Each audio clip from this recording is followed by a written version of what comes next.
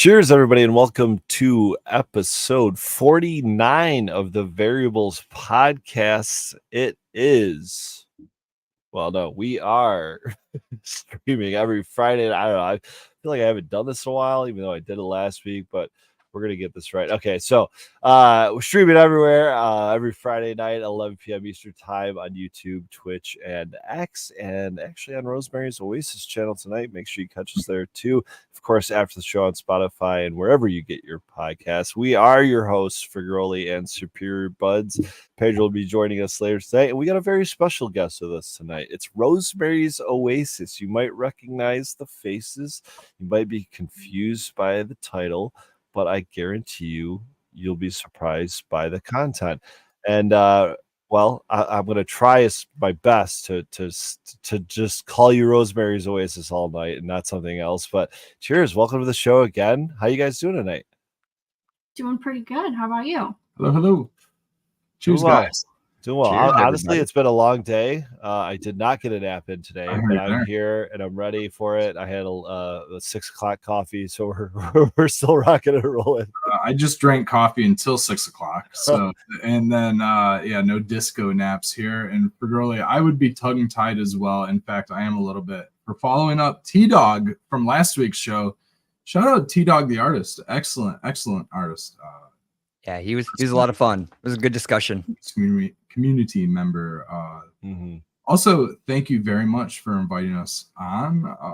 I feel very welcome. This is now a third time being on the show, and I almost feel like a regular here. So thank you very much, guys. It's a pleasure to be back, to be on, to be here as part of the team of Rosemary's Oasis, where we are here.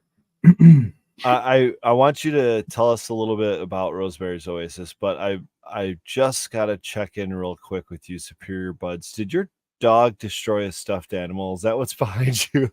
He pulled a piece of cardboard out and has been annihilating it behind me into little pieces. Yes. I just noticed it looked like maybe there's a stuffed animal that got turned inside out or something. Everyone had their dogs up on their screens earlier before the show, and just waiting for something to get. It's not snowing in the Superior North yet. Not yet. Not quite. We're close, but not inside it. We can keep the plastic off of our low tunnels for the time. We can't keep a toy stuffed in this house, so no. Yeah, Ruben likes the squeaker. He'll take the squeaker out and just toss it around like a toy. You know what? I used to compare my pit bull to a what is it? Not a great white shark. It's the orca. The orcas are there's been reports of orcas surgically removing the livers of great white sharks, and I think, I don't know, whatever ocean it is, somewhere out there in the scary depths of the sea. And that's what I think of when I see my pit bull removing the squeaker from a stuffed toy. It's very precise and very intentional. Yeah, that's kind of what we have going on. We have a whole bunch of shark parts laying around. Just less swimming. Ace is not surgical at all. He shreds everything. Yeah. So he pulled my head off. It wasn't there. I pulled the left leg off. It wasn't there either. He has pulled the big elephant that tears up. So the wife has put clothes on it. So the little boy's clothes are on it. And then he's been pulling them off. So now we're like, let's sew the clothes together so he can't get the clothes off because he's still tearing holes in it. Yeah. No squeaker. We've had to really, make sure there's nothing around that he really wants to grab that bad, because everything he wants, he knows where it is. And like, as soon as we're not looking, he's going for it. Like paper towels or anything. Like he sees it. He might get it from me. I'm very much like I don't know if it's a observational. Yeah, and just doing that. But yeah, noticing random things. We have a 4-year-old that likes to see what will the puppy chew on and hand him things. So there's a dangerous game. It's a a lot of times it ends up being his hand. He's finally gotten past the point of picking up everything, but there's a couple things that he knows that we like to take from him. Yeah, and that would be paper towels, socks. Socks is a game. He's learned to drop it. Drop it is actually a word he's familiar with now, and he's gotten a lot better in the last couple weeks. For those out of context, Ruben is our 10 and a half month old golden retriever Irish setter mix puppy. He will be a year old in the beginning of August. No. In the beginning of November. We just finished. I need a glass of water. I'm gonna go get one of those here in a second. Oh, look at that! Oh, wow. That's my huge water cup I had to get, so I drink enough water. Yeah, parched mouth turns the word November into August really quick. Oh. It's funny how long the puppy stage lasts. They're no longer the puppy size, but they still act very puppy. Oh, so he got so big so fast. It's hard to control. And I'm like protective of myself, right? Because I have a baby bump now, and he doesn't have a clue in the world and is a jumper. He likes to play bump the baby bump. Oh, that's yeah. Ace Well, is that way too. That would be scary. Yeah. He's about ripped my arm off the past couple of nights. You go out for potty at night and you wrap the leash, and he'll see a rabbit ears or something in the. I mean, we have rabbits everywhere now because we planted so much clover. So. Did it to yourself? Yeah, he's hard. He's pretty hard on the leash. We started using an electric collar, and it's the only thing that's really helped. Like the beep noise, he knows that means no. Luckily, like but he'll still break the rules because he's like a little. Is it a GPS one or like the buried wire or? No, it's like remote. Oh, nice. Okay. And so it beeps, it vibrates, and then it does shock. We have to be active with them. It's an interactive one-on-one. That might actually work for us, though. That's why I'm wondering, because the GPS ones won't work for us because we have too much tree cover. Helene, sorry. Yeah. It made such a difference. Like overnight, he kind of started realizing like just the vibrate will get his attention away for a second. And we have had to shock him a couple times, and you always feel bad, but sometimes you got to go like a step higher than his level, which we can't do without like what feels like actually hurting him. So I think the shock is nice occasionally. Right. Yeah. Well, we had one. He scared a chicken out of the chicken run the other day and bolted, and that chicken was gone through the woods, and he followed. Chicken finally came back. He finally came back, but we need something. Break his attention.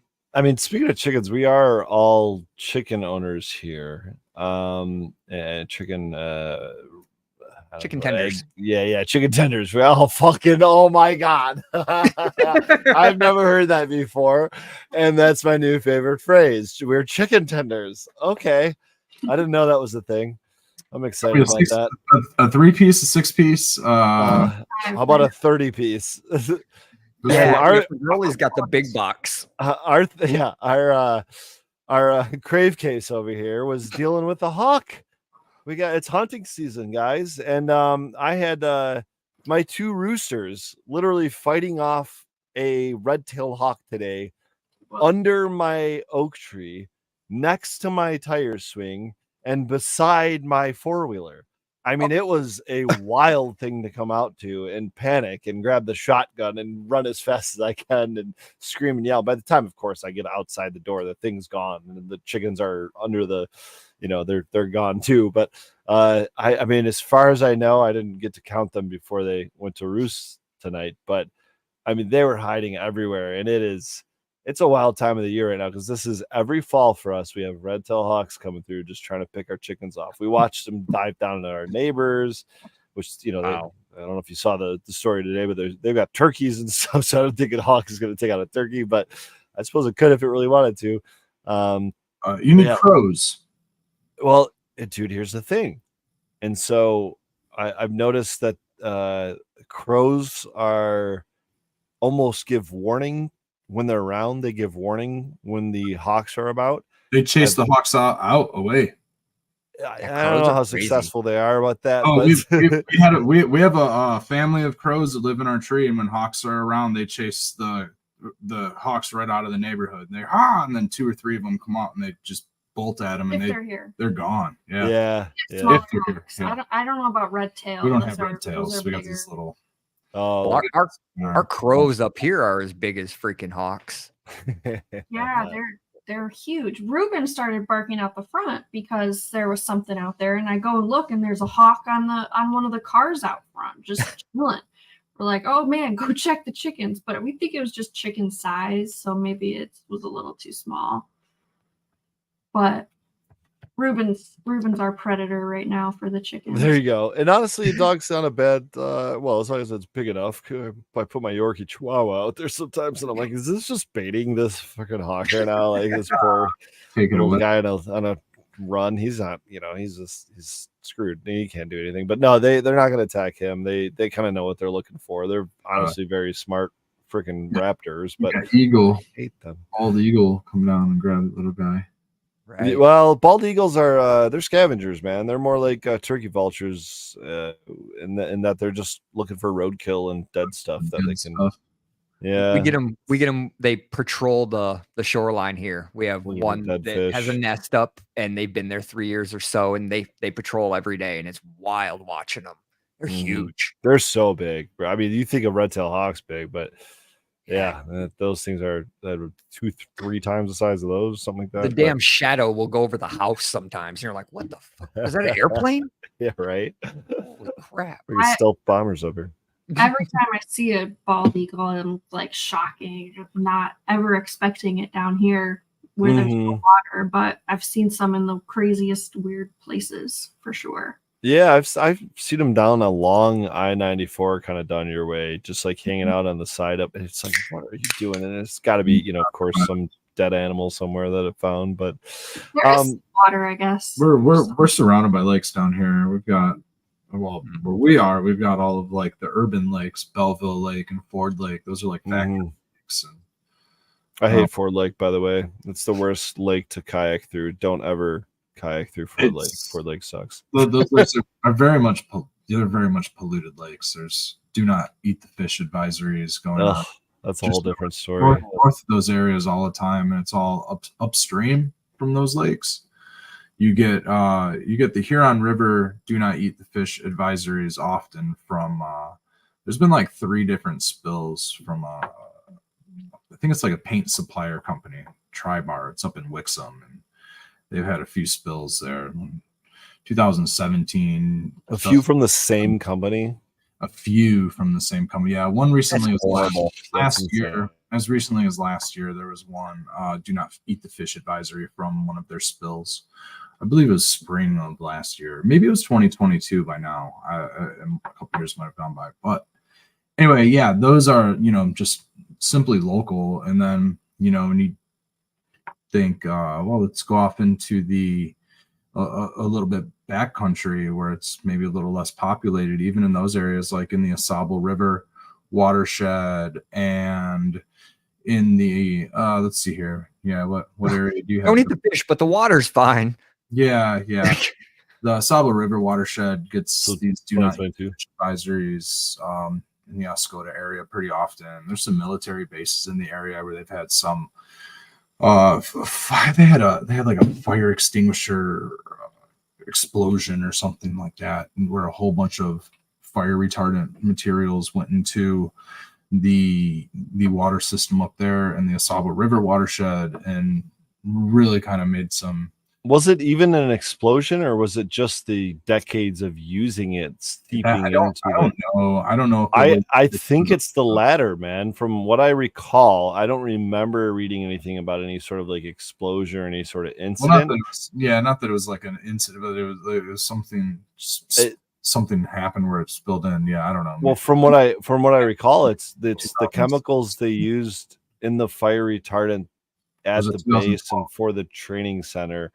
They used it for so many decades and for so long without any sort of remediation in terms of the cleanup that it just seeped into the ground and into the groundwater, and of course contaminating it for probably decades to come, because I don't know how you can possibly remediate it after it's gone past, I don't know, first couple feet of ground, like yeah, they're doing a big remediation project down here by the Quantamon River, and it's a mess. You dig pretty deep for that crap. I don't remember. I like how you said down here, like anyone else is north of you. You're up There's here. a couple of Canadians north of me. Right? Yeah, well, I'm also north of Canada, technically. It's this large Canadian crowd. Yeah. Right. Here's all of our friends in the north, or friends in the south, I guess. To the north. All right, so Rosemary's Oasis. Tell us. I mean, we've skimmed the surface on so much about having dogs, about having chickens, about being pregnant. What is it you guys are doing over there? Living, man. trying to live, trying to stay alive. We are. In a nutshell, I guess, inspired by permaculture. We enjoy the lifestyle. We strive to live sustainably. Try to live self-sustainably. We reach towards the education and aspirations of self-sustainabilities. I really enjoy, at least, looking up, creating, and theorizing new systems to be sustainable. Big focus on herbalism. I see we're on a show with cannabis leaves. I think cannabis is definitely in the realm of herbalism. So I think that we all have a common ground right there. And cannabis, for me at least, is one of the reasons that I got into growing other plants, peppers and tomatoes to start, annuals like that. And over the gateway time, drug to gardening. It was the gateway drug to gardening. It was the gateway drug to herbalism. It all began as a curiosity into cannabis, and as a young adult. As a young adult, my curiosity into cannabis led its way into growing all kinds of plants. And yeah, we're growing dogs, we're growing chickens, and now we are growing our first baby, my first baby, Becca's first baby. Congratulations. And, that's so awesome. Yeah, seriously. Thanks guys. But we have so much fun. We're growing a baby. We have our it's definitely wait, what media is it? Is it cocoa? Is it soil? Oh, this would be all natural. This would be all organic. No-till organic. Yeah, no-till. We're not using Jack's 321 or anything like that. We're going no heavy metals. We're going the no glyphosate route here. We are as much as possible.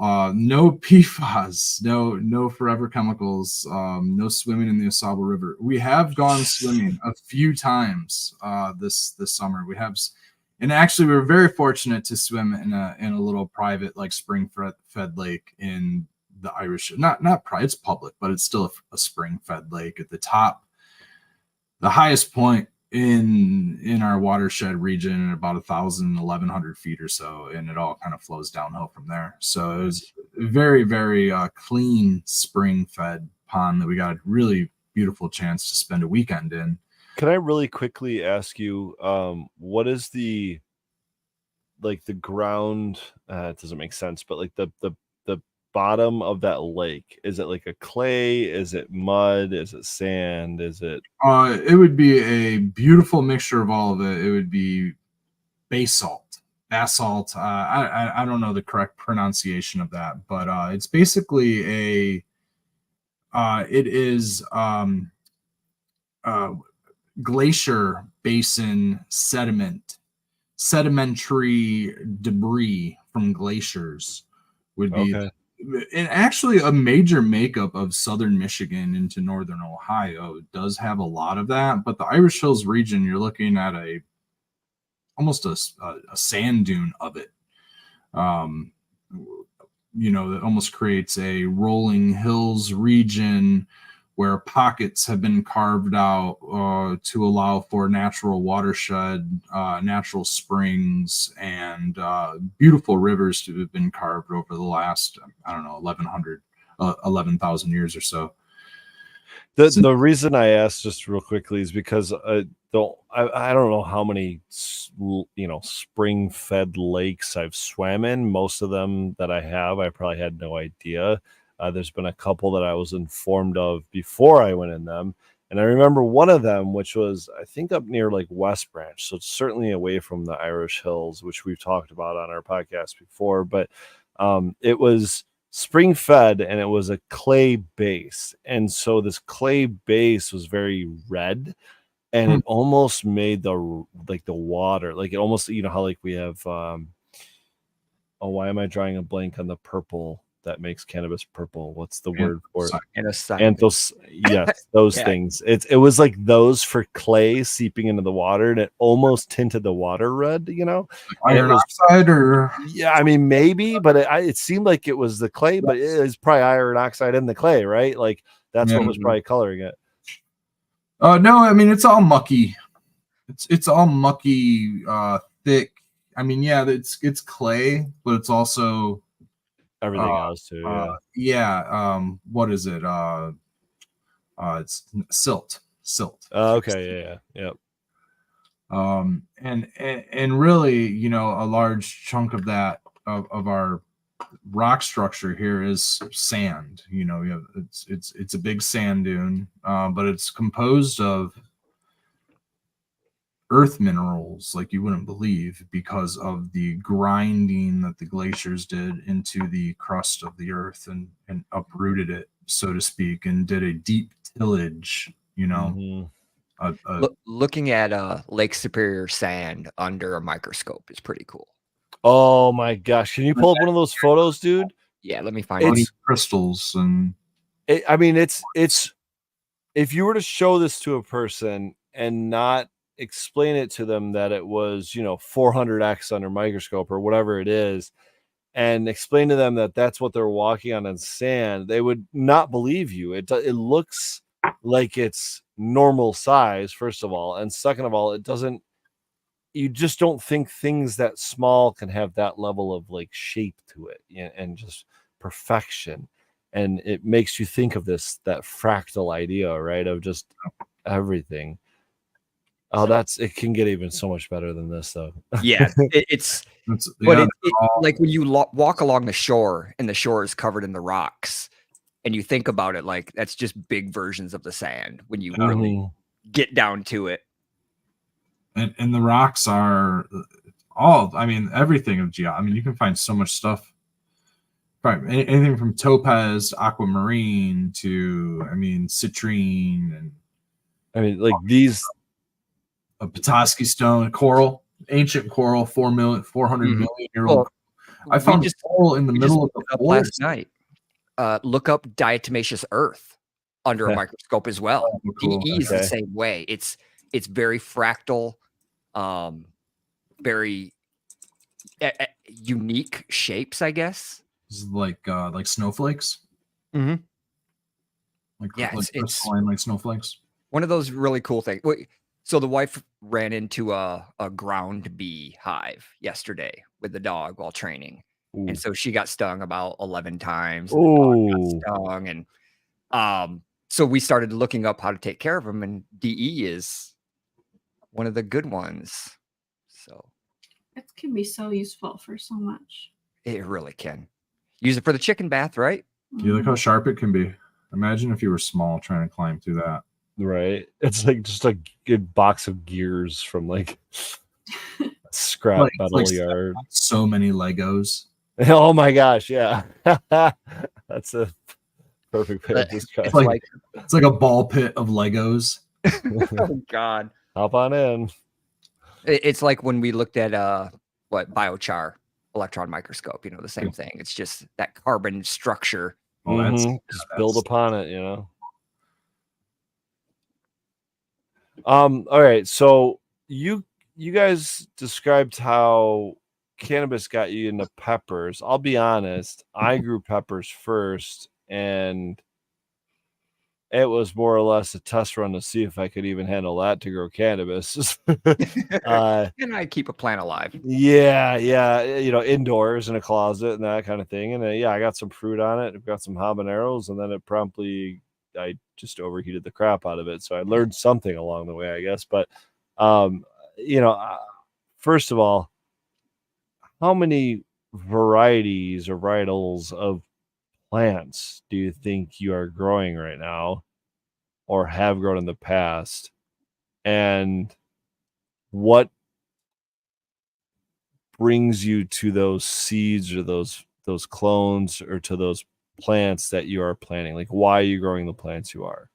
Well, first tell me how many you got in your backyard. Let's pull it up. I think that number is just getting larger every year, and I don't know if there's Yeah, that's difficult to quantify. There's things out there that just kind of come and go. It's a natural system for the most part. Well, I'm going to play this real quick. This is a quick 55-second video. Check it out on Rosemary's Oasis on YouTube.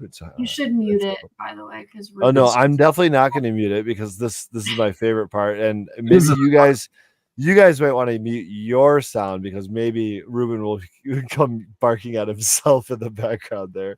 But yeah, if you guys have your volume loud, turn it down because you're going to have Ruben up in your ears right about now. This is every time we go to the garden, he's mad. Look at that sunset. We've had some fun sunsets lately. Yeah, the sunsets have been amazing. Nope. Ace hears it. Let's see. There's an empty bag and a bunch of cannabis that Becca threw to the chickens. Okay. Nice. From our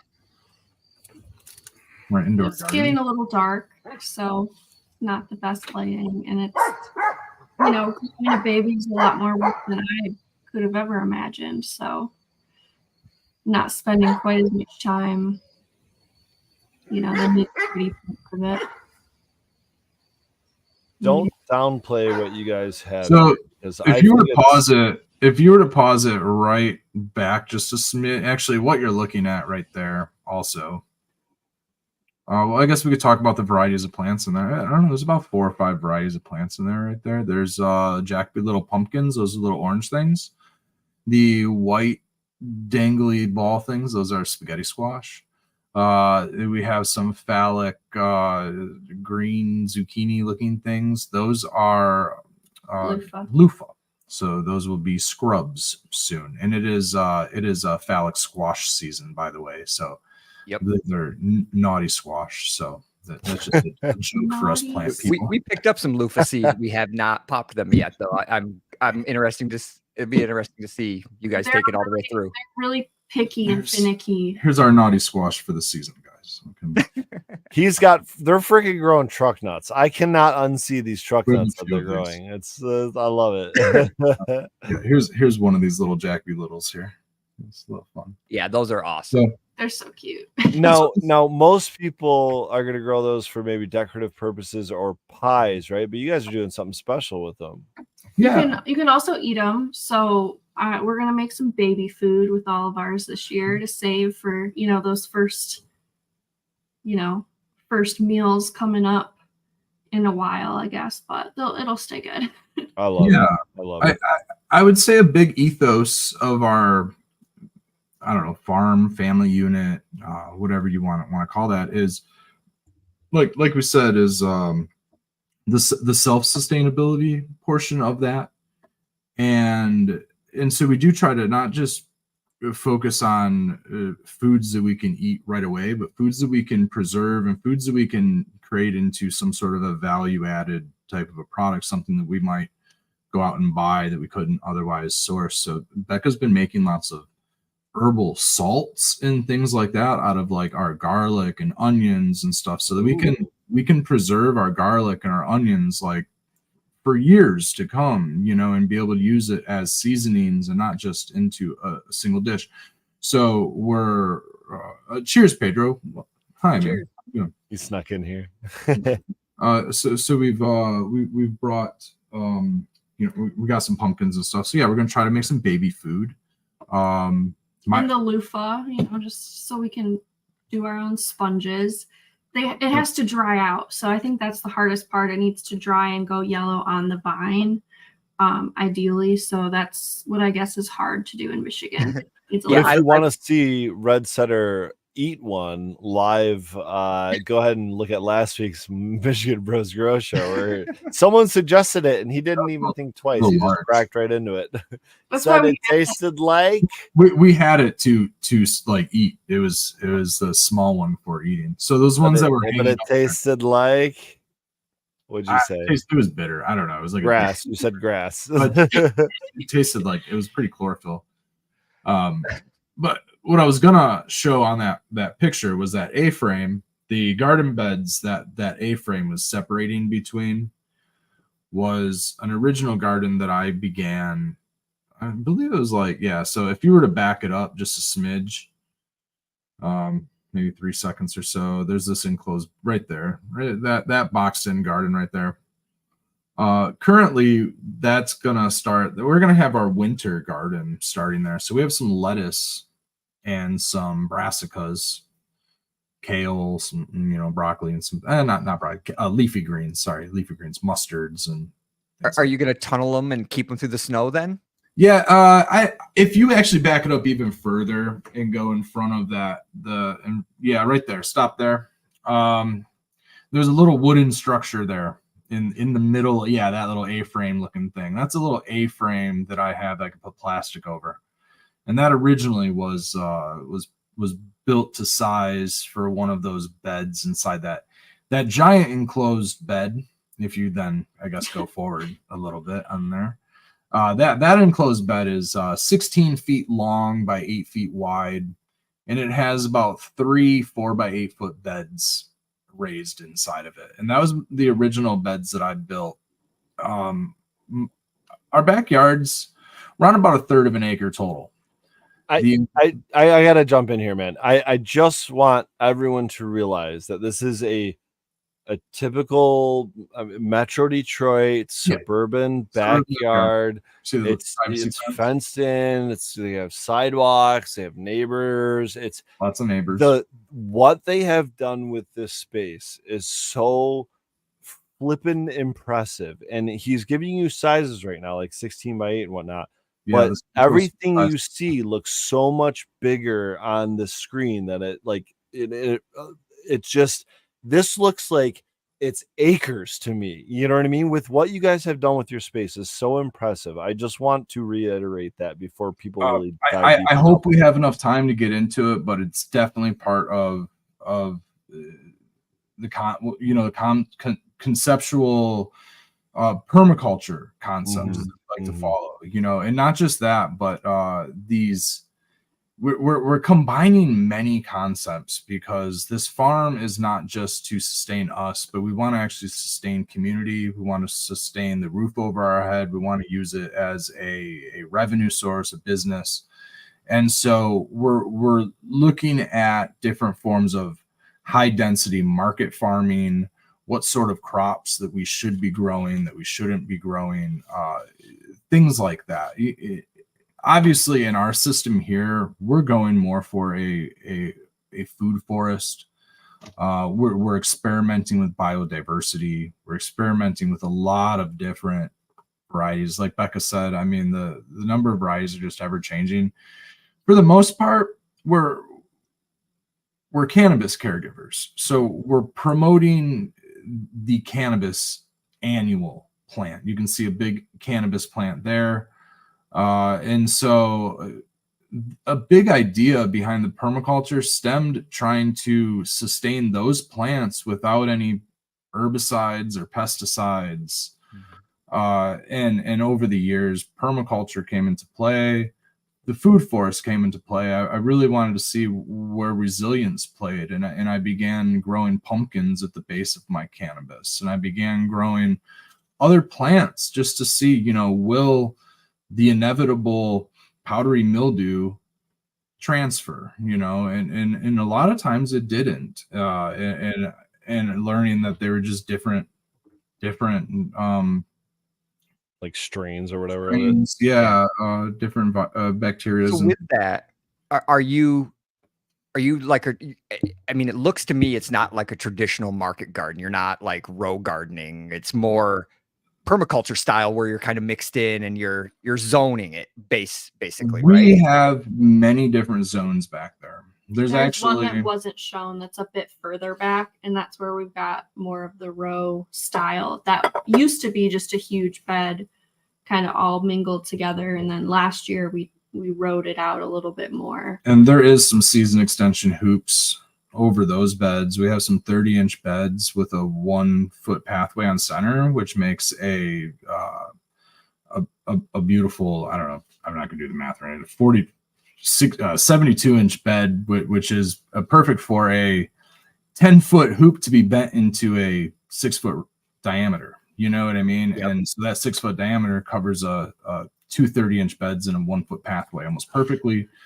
That 10-foot conduit or PVC or whatever you want to use to create that arch is also a 10-foot length for, a standard size roll of polyfilm, which is nice. We get 10 feet wide and just roll it out 100 feet long. Nice not having to cut that crap. You don't have to cut it wide. Yeah. And it's 10 feet wide. Your electrical conduit is 10 feet long. It's going to match up. Arch is going to match up. So it matches up. John Siskovich and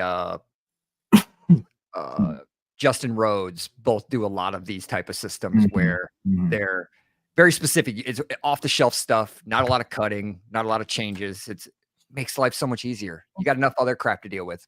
And they make some templates for pipe bending. Johnny sells one. Bootstrap Farmer sells one. A handful of these companies sell them. I made one. Out of some plywood. I stacked some plywood. I created a radius. I knew my radius and I drew it. I knew I wanted a 6-foot diameter, so I took a 3-foot radius and I drew a 3-foot radius, and then I arched it. I cut out some plywood. I stacked it, and I created my own pipe bender for electrical conduit. Oh, so you're doing the EM? Okay. Yeah, EMT. Yeah, there's about 5 or 6 hoops to make up about a 20-foot length, and we have some 30-inch beds back there. That currently there's some small cannabis plants in. I tried the PVC hoops and just wasn't a fan with the big ones, but EMT is so awesome. I just don't have a good pipe bender. Yeah, and I mean, I have a whole bunch of B-roll and some footage for it, so I really need to just kind of put a little video together on how. Yeah, that'd be a great video. I've been really meaning to put it. I'm like, dude, it's simple, quick. It would probably hit. It's a pipe bender. It's super, super constructive, very useful. DIY garden stuff is awesome. Made out of particle board, Yeah, that's awesome. I grew up kind of market gardening in rows, standard. Grandma had the perfect garden. I never could grow a perfect garden. So when I discovered permaculture, 15 years ago, I fell in love. Like, oh my gosh, I can have groups and just blobs. And now this year I kind of called it chaos gardening. We our hugelculture. We just threw a shitload of seeds on it. See what happens. We got zucchinis and squash and tomatoes and strawberries. Who knows? Raspberries took over because we didn't deal with them. But that's the craziest part about having plants that you let go to full maturity and then go to seed is they just keep coming back, and then the birds bring in random flowers, and then it's so pretty. And you still get such an abundance. And the thing I love with permaculture is the symbiosis between the plants, right? You have your ground cover, your shrub layer, your tree layer, so you have all these different layers, and then on top of that, your zones, your kitchen garden, stepping out to I forget what they call the second one now, but all the different zones. Zone 1, zone 2, zone A, zone B. I always remember the close one is your kitchen garden. That's all the crap that's the stuff you just want to walk out, grab, and come back. Tomatoes and cucumbers and peppers. There's some good maps on those things, and just like it'd be like a homestead design. Like just what Justin has. Yeah. But it's great to see that you're on a third of an acre and you have a lot of abundance plugged in right there. We have a little bit more, but it's spread out. It's the same systems though. that garden would probably be on, I'd say, a third of an acre. So maybe a tenth of an acre there. And yeah, there's a lot of neighbors. There's a neighbor on either side of us, and the backyard's wider than our neighbors behind us. So we actually have 2 backyards behind us to match up to ours. So there's 4 neighbors. There's 4 different properties that are adjacent to ours. We got lucky because we've got a privacy fence all the way around, and then all of our neighbors have mature trees kind of all the way around. Fruit trees. So we've got a nice, awesome. Our neighbors have fruit trees. A neighbor on one side has a mulberry tree, a fruiting mulberry tree. A neighbor on another side has a couple different fruiting apple trees and lots of lilac as well. And then the neighbor behind us has some pear trees, and we get lots of wild grapes and some other stuff that kind of just creeps into our yard, pines and things like that. But lots of shade, canopy. It helps because we've also got our chickens, and we got, we started with 6, and it kind of escalates from there. But we got 4 more this year, and 10 is probably the most we should do because we're not technically supposed to have them, and they're kind of loud. They're a little bit loud, but we love them. They're awesome. Cool. We did the same things for Growley. Like our first year, we had to buy, I think, 25 from McMurray Hatchery, and then they sent 30, and then we lost 3 or something. So we had a whole bunch, but we've downsized. We're at 14 right now. So with most of them being bantams. Yeah, we got 4 more this year, and they are they're ballsy little guys. They jump and they fly way more than the original 6 we got. And we got because they were kept out. They were Yeah, left out in the rain. Those OG hens were like, peace, ladies. we got them as adults too, and they never they just always kind of stayed in their boundary really well. We don't let them go in the full garden because they like to dig at mulch and destroy everything. But these 4 more that we got, they fly. Oh, I have to clean up mulch off my stairs every single day that my chickens are out because they will dig that mulch right into the staircase, right into the grass. They don't give a shit. We have a maze of mulched pathways back there, and I like to keep those pathways in order. Yeah, I go out there and I weed them, and you know what I mean. There's some things I let go. I let the strawberries go. I have an awesome relationship with what is growing in the pathways, and they will not contribute to that awesome relationship. They will make their own pathways. They will turn them plants into those pathways. They mound my pathways. They trough my pathways. So trying to keep them out of the path. So we opened up the back garden for them. One of the unshowed back corners. I was gonna throw a little timeline. That enclosed garden I built about 10 years ago.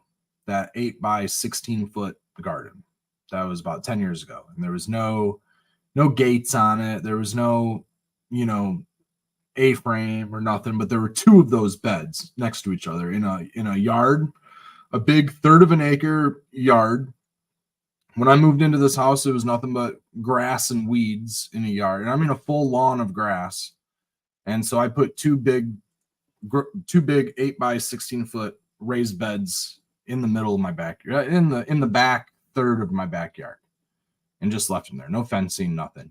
Tried growing some plants there. I created a raised bed. At the time I was doing all of my like I said, I was coming from like trying to learn how to grow cannabis in pots indoors, and that was my education on growing anything. So I tried to create this giant grow pot bed. So I perlite, peat moss, compost, topsoil, and I mixed it all together, and I created these huge raised beds, massive raised beds, 8 feet by 16 feet. I spent like $300 on, and this was 10 years ago. That was a lot of topsoil and peat moss, and I mixed it all in there. A whole giant bag of, I think I used a couple giant bags of perlite. So that's in those beds. Those beds have that base in there. Can't really see the perlite. You can't. And what I also did that first year was I dug out the sod because, like I said, it was a grass backyard. And so I went in there, and for each of those beds, I dug out sod and hauled the sod into a corner of my yard and kind of just made a compost pile out of it for 10 years or so until I just cleaned it out last year, right? So that sod sat there. I've never since dug out sod. And the entire garden space, the only time that I ever dug out any sod. I know a lot of people who start gardens this way, and gardens in a lot of times when I talk to people about starting a garden, they talk about how labor intensive gardening can be, and it is, or how labor intensive that it is. And I say it can be, and I'd say that entire area that was shown is, maybe a portion of our garden. None of that was dug into. None of that was tilled. None of that was used. We didn't use any machinery back there. No lawnmowers, nothing. That was my lawn. That was our lawn. We let the grass grow. We took a broad fork back there just to kind of loosen up the soil a little bit and raise it and eliminate some compaction that had been taking place over the years of it being a lawn. But it had obtained organic matter. I was mulching the grass. I wasn't giving the grass to the city. I just had the side shoot going. Every time I cut the grass, and then the grass clippings would just mulch down into it. So long grass, cover it with some cardboard. I would throw some, some store-bought compost, some worm castings, some store-bought compost. Probably unnecessary because of the amount of clay that we have here in our topsoil, but I would throw down like some azomite or something. And then I would mow the grass and take all my grass clippings and throw that on top of the cardboard.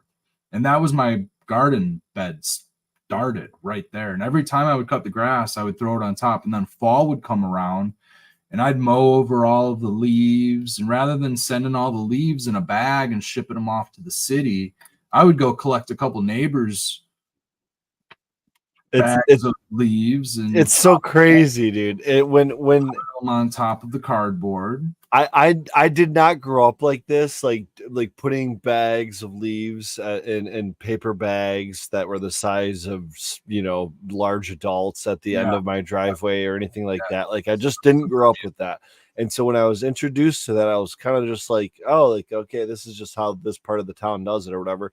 But now that I'm like, have for a decade now, I've been responsible for growing plants that are like, a part of a business or whatever. Like it blows my mind that people just give that away. You know what I mean? That they're just depleting everything in their soil and then just giving all of that away to the city or to whomever whatever it is. And it's, we had a compost pile growing up. I don't know. It's weird. It's just weird to me that's you're just what do we past few years, we just take them all now and put them in the outdoor chicken run.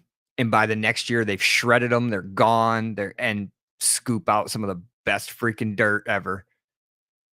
Well, I grew up, and shout out to my dad, Daddy Red. He's not. It's a little bit late for him to be in this show. He likes to stop in on Daddy Red we're on, and I know he'll be watching this sooner or later. And when I was growing up, we had the plastic bags. You guys remember the plastic bags with like, the witch bag or like the pumpkin bag, and you'd fill those things up. And I don't know what happened with those. I don't know if the city came and took them as garbage or if the city had a leaf day compost, or there was a leaf day. Yep. And eventually we would just throw all the leaves into the street, and the city would come by with the big giant vacuum cleaner. That's what I remember in the city is the giant vacuum. But there was a point where my dad just started taking all the grass clippings and stuff and dumping them in the back corner of the yard.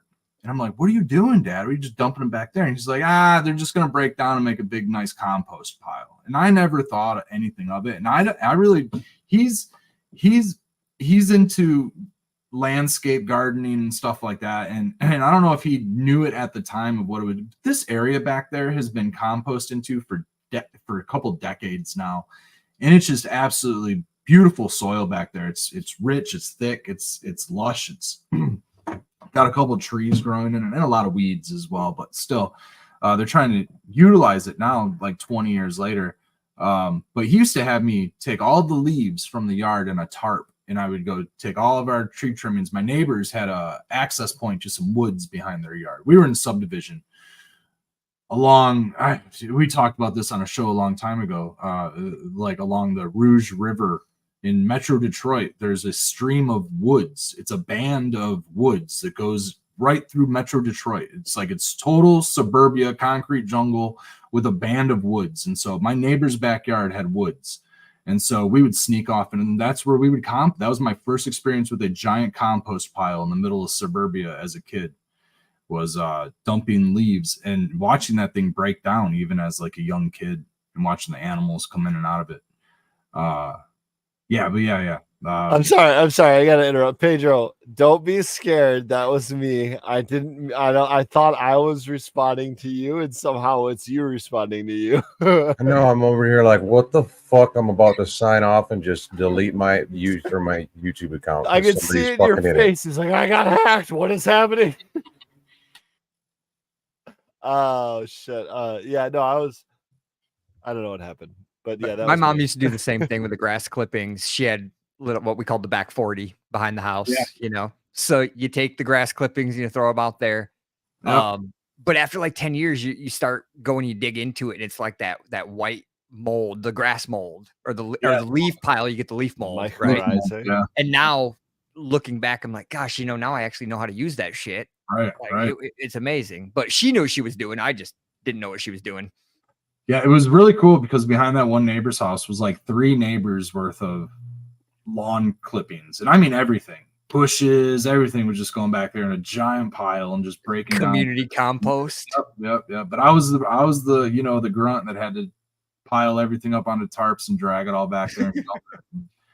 So I've got that in me now. I've got that instilled in my work ethic, is how to drag a tarp. You got to be able to drag and haul a good tarp full of debris. Says the guy that also wheelbarrowed 40 yards of mulch through his property. Tell us that story. We moved 40 at least 40 yards of mulch last spring. I definitely said we. It was Becca and I, and we had a couple chip drops, and we went and talked to a couple different arborists that we saw in our neighborhood. God, you guys are lucky. I wish we could get chip drop here. Yeah, right? That's so awesome. It's the benefit of being in a 1,000-home subdivision, is you hear a wood chipper going in the summertime, in the winter, and all the time you hear wood chippers. So just go circle the neighborhood, find that wood chipper, talk to the arborist. We got such a big pile. It was so many, and it somehow disappeared in the garden. Like it got used fertilizer. Yeah, it's almost like it's all gone, man. I mean, it's wild how much it's just been decayed and turned into. And we need more. Yeah. I have a very vivid memory of how much 40 yards is, because that's how much soil we moved this year. And I'm just like, I don't ever want to do that by hand again.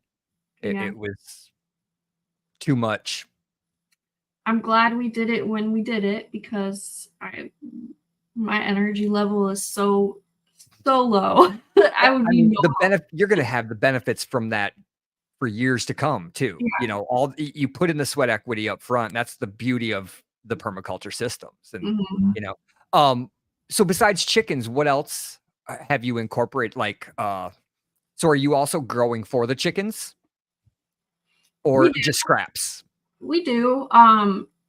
Sunflowers this year mostly have been for them. We kind of planted them late, so they, in the past we grew 14-foot sunflowers, and this year it's a bit sad to look at. They're much smaller. They're still pretty. I saw your photos of them. They're awesome. I've never been very successful growing sunflowers, so we've tried. Hot peppers are really good for the chickens. I don't mind if a couple of those fall to the wayside, because they'll go to the chickens, and they'll help out with parasites, diseases, things like that. And the neighbor's pear tree dropped pears all year, and the I'm going to ask which fruit tree is by your chicken coop there. There's apples. The apples didn't do great this year, but in the past they fall right there We're planning on planting a mulberry tree, but inside the chicken run because we know how messy they are. So this way, at least, and ours are penned up now. They have a huge outdoor run plus an indoor run plus their coop. But you guys get a lot of wild grapes up there? Do you have any just random? That was one of the plants that we purchased this year to repopulate on the shoreline. Yeah, is the Great Lakes wild grape because it's an endangered plant. Okay. And so we found someone that was making cuttings and sending them out. And so unfortunately they didn't get in the ground, but we'll get some in there. Our shoreline's still a mess. We got the upper bluff taken care of. The shoreline's next year.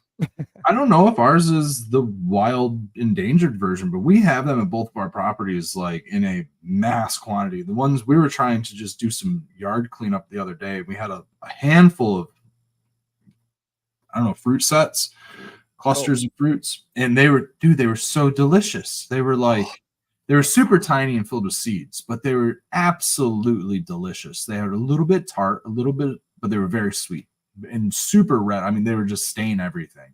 Really? I didn't realize we could grow as many different varieties of grapes as we can in Michigan until I came across the sand grape or whatever. Michigan has 3 amazing wine regions. I believe its major wine region is up in Traverse City.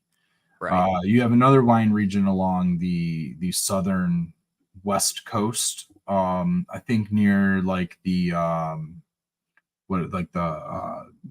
what is it, South Haven, Grand Haven, somewhere in that region. There's a really nice wine region, and then inland in the Irish Hills region, and then I'm sure there's a few more from there. But yeah, Irish Hills has that's kind of why I sourced out property in that region and why I want to do more growing in that region specifically. It's not far from where we are here, but in elevation, it's increased a little bit. It's also different soil structure. It has a different water supply structure out there. And there's a lot of natural qualities, grapes being one of those.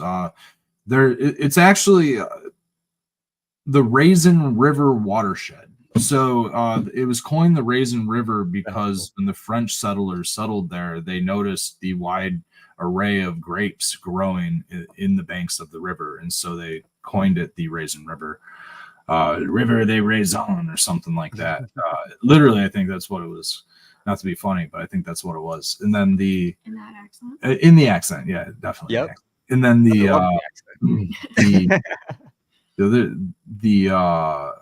and walnuts too. Black walnut is another natural resource in that region. What was brought in, and since we're in the last half hour, I really wanted to talk about like different types of like co-planting. Like when we talk about permaculture, you talk about farming annuals.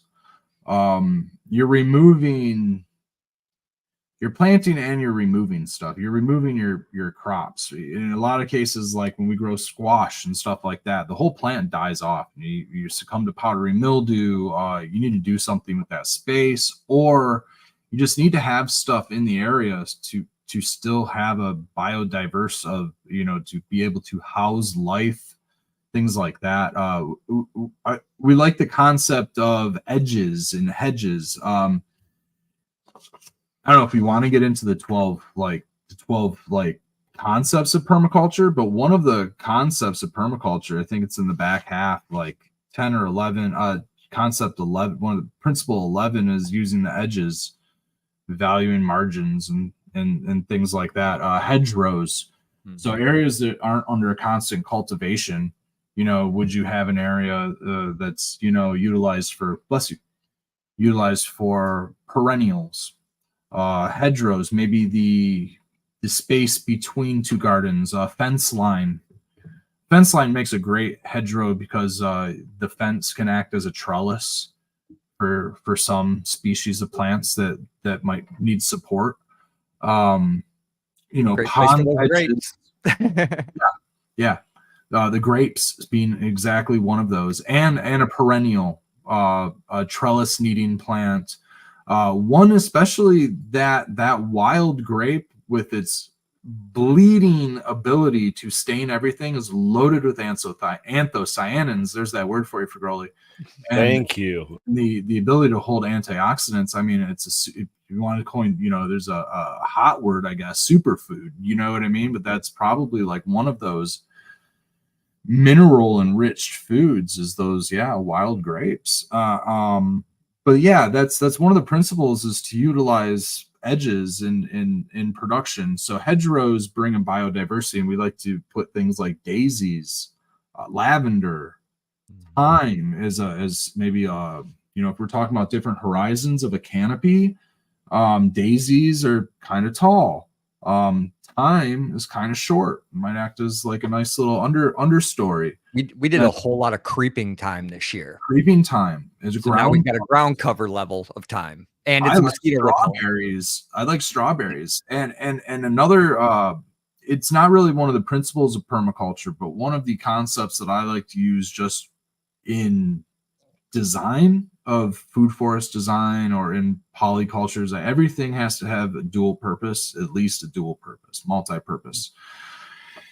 If it is something like a sunflower, is it a pretty plant? Yeah, it's pretty. I can look at it. Well, there's one purpose. I'm going to use beauty as a purpose on some things, to be honest. I just like beautiful things. But a sunflower is going to attract pollinators, it's going to attract birds. It's going to attract, in some case, varmint and squirrels, which may be a good, maybe a bad thing.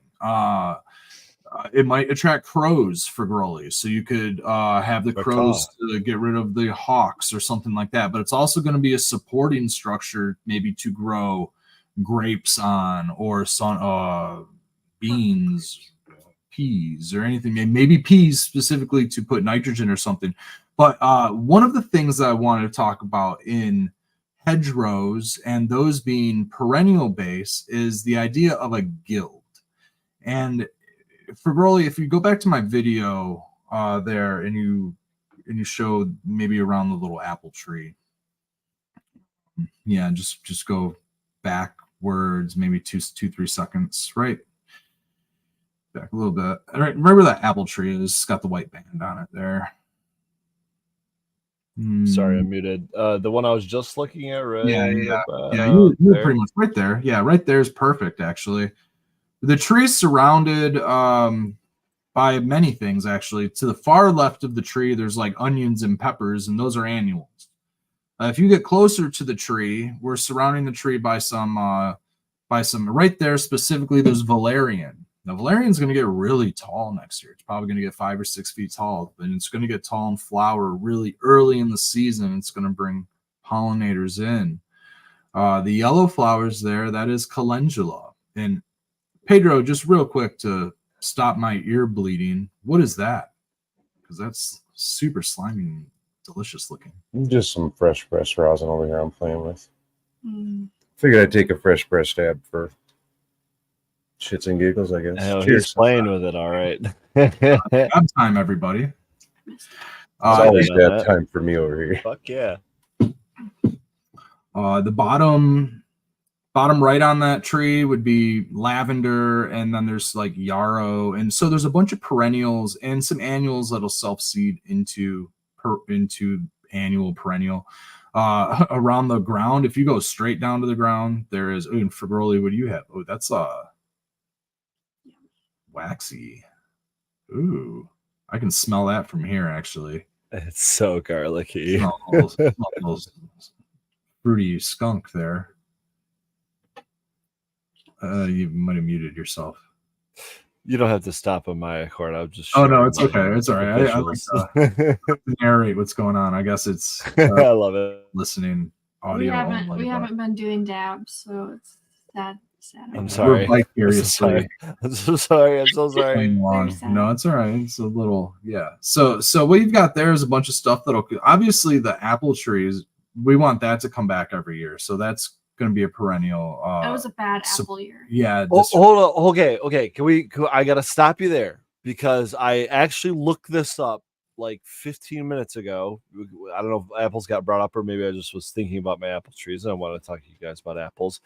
But we've noticed that we have what I feel like are biennial apples. And I think that's because we don't necessarily treat or care for That's what my specifically our trees. So I've noticed that my neighbor's pear tree only fruits our pear every other trees. year. Yep. And then my other neighbor's apple tree has only been fruiting good, very well. So they'll produce fruit every year, but it's full fruit every other year. Is it a single tree, or is there? There's a more couple. than one? Oh, we have dozens of them. Yeah, there's a lot of them. I think And it's then we've also got a some little too. weather dependent, because all the farmers at the farmers market this year were talking about how there was a late frost or something happened, and their apple trees did not produce at all this year. We tried covering ours up before those frosts, because what happened was the flowers popped out in like late February, early March. Yeah. And it was the earliest spring we've ever seen that I can remember, and I'm only 40 years old, so pretty short distance of time. I'm almost now. Sorry, I'm not yet 40, but I'll be there. But yeah, we had a early flower set, and then we had to wrap up with burlap for like the last half of like April and May, because it got cold and freezing again. So we don't know if the burlap was enough, but we didn't get any fruits. But these trees are nursery trees from a nursery down the road. I would definitely like to get that topic on sourcing. Sourcing is huge. Yeah, definitely. I just, before we get off it, I just want to mention, from my understanding and my little bit of reading that I did, though, it's almost dependent on, it's more of like a genetic thing where it's dependent on how much fruit it gives in any individual year. So if I'm not treating or caring, so to speak, for the trees and maybe pruning it every year to get a certain amount of fruit, it might just give everything it can give, in year, let's call it 2023. And then in 2024, it's like, well, no, I gave everything I got last year. I need to chill this year, And I think that's literally what our trees are doing, because nothing is fruiting this year, dude. We don't have any apples on my neighbor's tree either, and last year they were completely full. There's like 4 apples. But you know what? I got a family member who moved into a house last year, and they didn't even know they had apple trees until this year, because they have so many apples they don't know what to do with. It's not a bad problem. See, that's where it's a tough tangent, but I mean, with a little bit of craftiness, I mean, man, you can make vinegar, you can make cider, you can make a lot of stuff, bro. Well, here's what's blowing my mind about it is I grew up making apple cider every single year. Yeah, on the same road as me. My grandfather had a bunch of apple trees, and we made a tradition out of every fall, the entire side of the family getting together, all the cousins, all the aunts and uncles, my grandparents, all got together and crushed up some apples and pressed them out all day long and processed it and made, I mean, I don't know how many gallons, dozens probably, at least 2 dozen gallons of apple cider out of these handful of apple trees, on my grandfather's property. And it was all manually pressed. It was all, there's sometimes there was yellow jackets in it. Sometimes there wasn't, you know what I mean? But they're very resourceful. But what I remember is him having enough apples to do this every single year. I don't remember there being this being an every other year thing, or, and so I'm just like, I remember him treating these trees, and these trees surrounded by us don't get pruned at all. They're just wild and huge. Yeah, I pruned ours this winter, and then I haven't pruned them this summer. I should have did a summer pruning, but I didn't. Our cherry tree did get much bigger. No fruit yet. It's only their 3rd season. I'm starting to think that it's stupid ornamental cherry. It says sweet cherry, and I'm starting to think it's stupid. I've felt the same way in the past before too, but I do think year 3 or 4 is kind of the turning point for these types of cherry trees. I also think that you might just be getting robbed by robins and you don't even know it. Yeah. We also got hit with Japanese beetles. They really like the cherry tree a lot. Really? They always like decimate the whole, like all the new growth. So I grew some of those grapes this year. I don't have to grow them. They just leave them. It's amazing what you'll have if you just don't weed your garden. You know, don't weed. That's the best kind of fruit to have in your garden. It's stuff that just appears. And that a lot of our yard, it looks really mismanaged and stuff. And it's actually stuff I'm not pulling out yet until fall, because there's a lot of pear trees and apple trees that are scattered throughout our yard that I'm actually gonna keep and put in containers and bonsai them and use them eventually for something. You know? Rosemary's, here's the thing, that only looks mismanaged to someone that lives in that neighborhood that is so worried about keeping their lawn conspicuously manicured. But to someone that grows plants, it's like, oh my God, look what they've been able to do. You know, it's like there's two sides to that, and it's either you don't feed your family with plants that you could easily grow in your backyard or front yard or side yard or on top of your roof or wherever the fuck you want to, or you crush it like you guys are doing, you know, or maybe somewhere in between. Weeds just come with the territory of having a food forest. We've got thistles like crazy, and you don't pull them right away. There's a lot of them. My mom comes from the master gardener realm, right? And so she's done like volunteer work at like Greenfield Village, and like, for those who don't know, Greenfield Village is like a giant amusement park that takes you back to the 1800s. We all took field trips there as fifth and sixth graders. From Michigan, you pretty much took a field trip there. It's like this place that has like all of the old Edison plants. They have old glass blowing. It takes you back to old farms and all kinds of one-room school. We spent a day at the one-room schoolhouse in like 5th grade and got class taught there, shit like that. My parents were actually married at the chapel in Greenfield Village. So my family history actually goes in Henry Ford was one of the founders of the area. Henry Ford Museum is no. I thought he was about to say ring bearer or some shit. No. Henry Ford owned like Henry Ford Museum is all part of that campus. Daddy Red's big pimping over there. Don't let him fool you. That's just a big thing. No, I'm Daddy Red retired from Ford Motor Company. I grew up as in Ford Motor Company campus, you know what I mean? So exposed to that life, you know what I mean? You're talking about your mom. And my mom and what? Being a master gardener. My mom was a master gardener for that campus. Yeah, whatever, that campus. So she likes things to be neat, you know, she likes to see the soil and or the mulch and no weeds. And weeds to her don't have a use or a purpose, you know what I mean? Where to me, I'm saving them all and using them for biomass and for compost and soil aeration and nutrition cycling. They work as a ground cover as well, you know. Yeah, but isn't the regardless of the philosophical difference on how you guys feel, you and your mother feel about weeds, isn't ultimately the only real difference the time at which you pick them?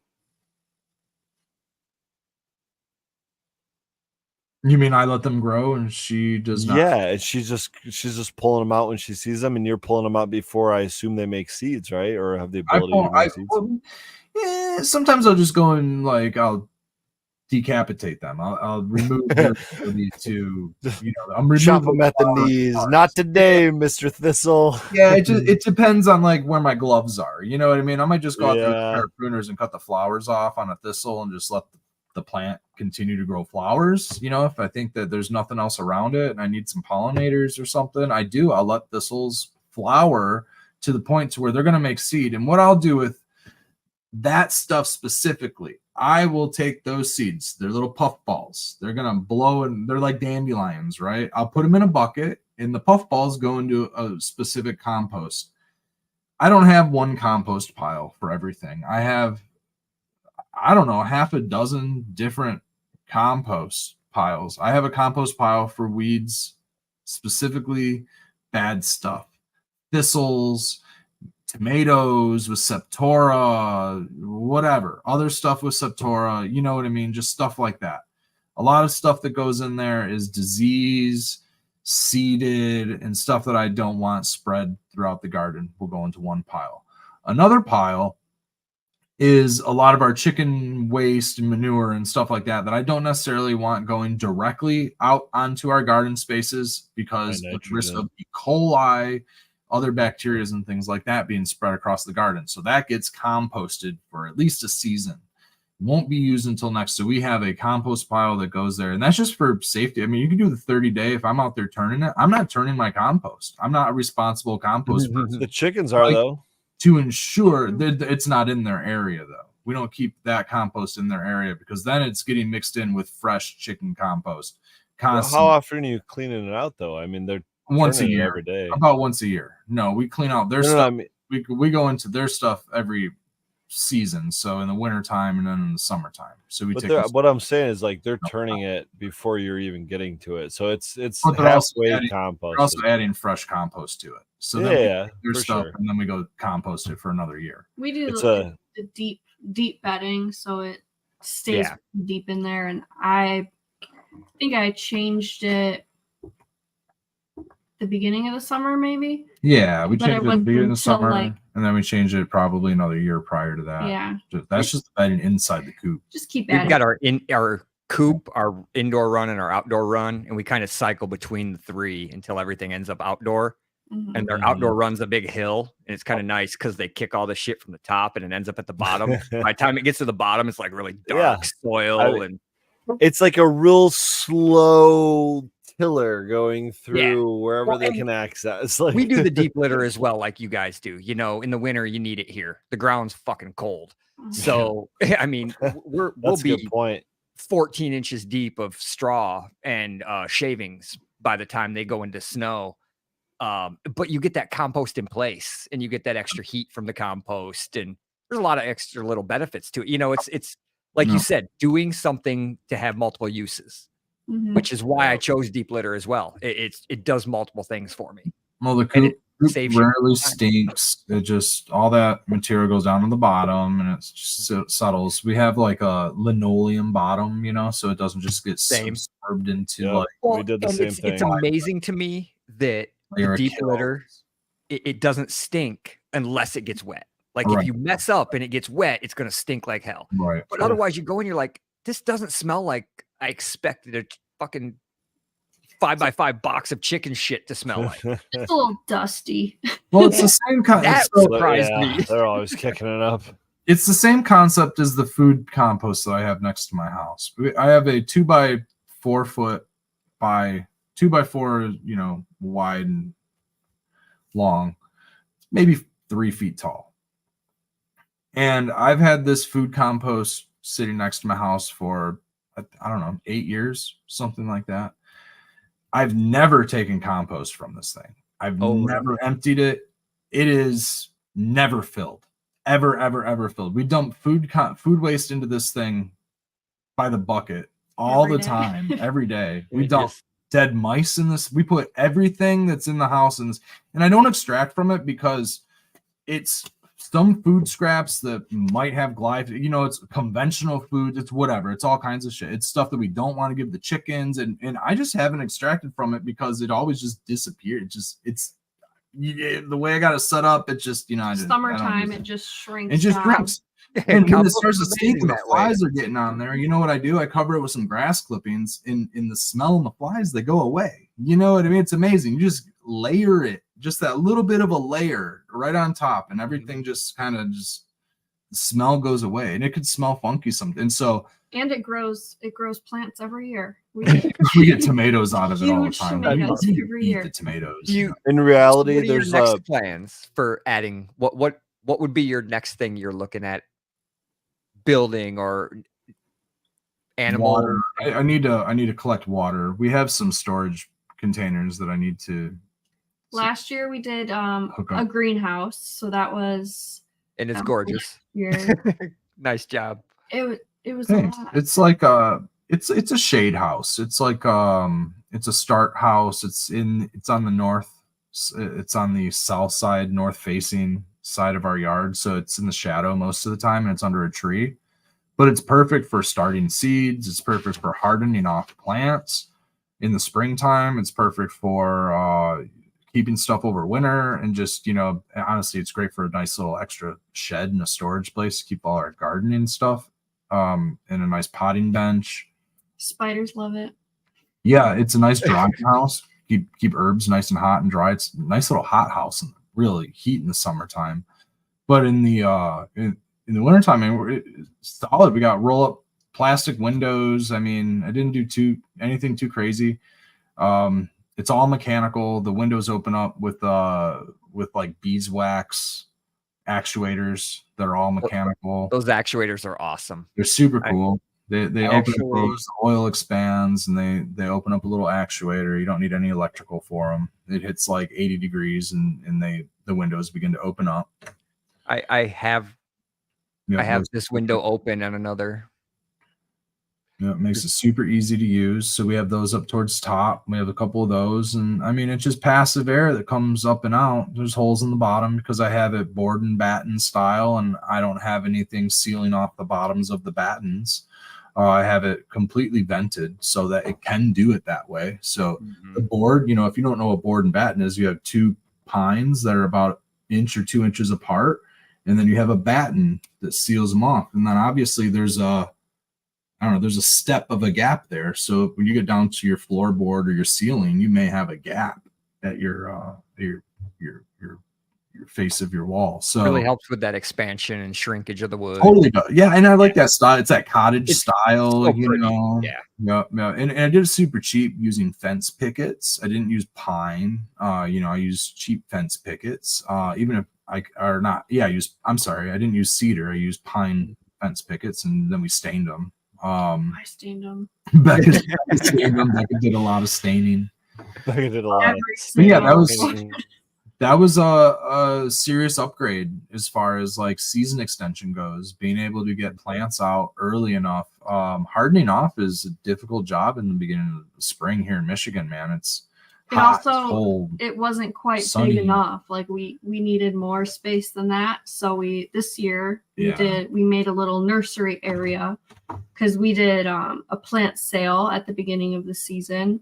So we started all of our seeds, and then we started like probably 10 times more than we needed, and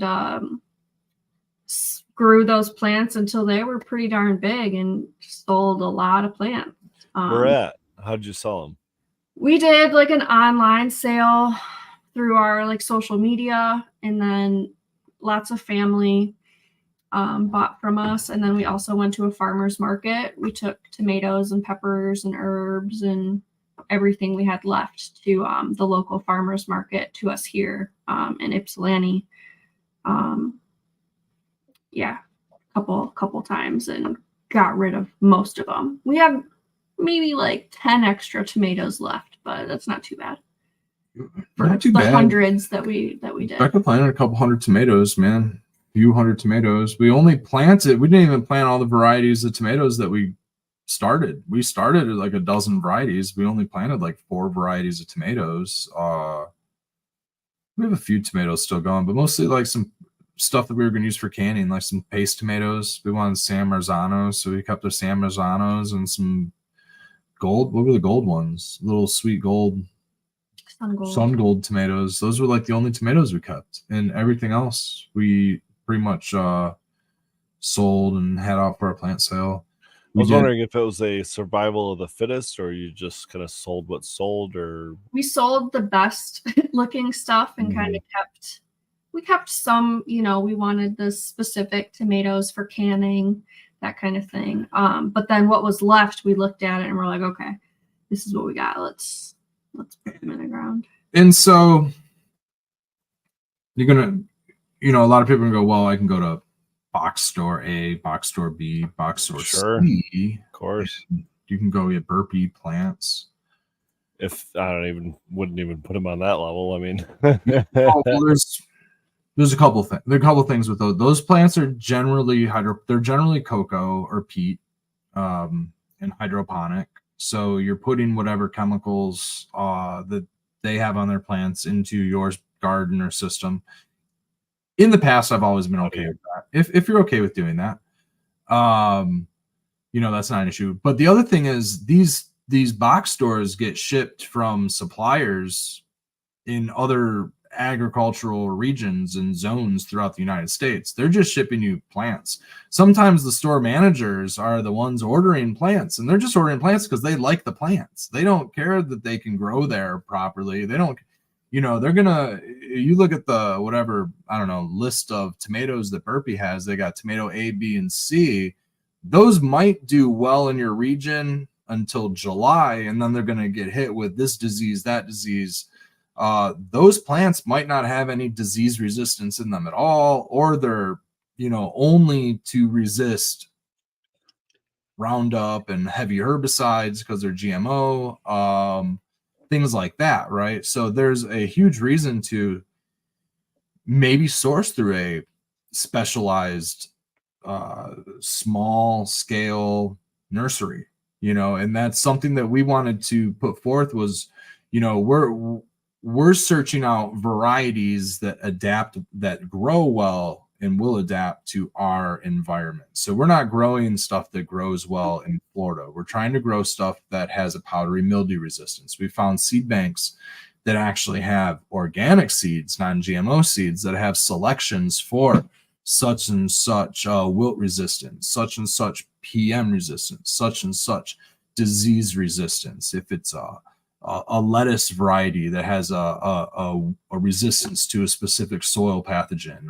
or bolting, bolt resistance, slow bolt this, Whereas you might just get a spinach from the box store. We'll get you a slow bolt spinach so you can grow it in July and not have to worry about it bolting in the heat, something like that. We did a lot of research. It was a lot of just looking at 100 different tomato varieties and lettuce and everything. And different vendors as well. And we're still trialing and error, going through different seed vendors and seeing what works the best.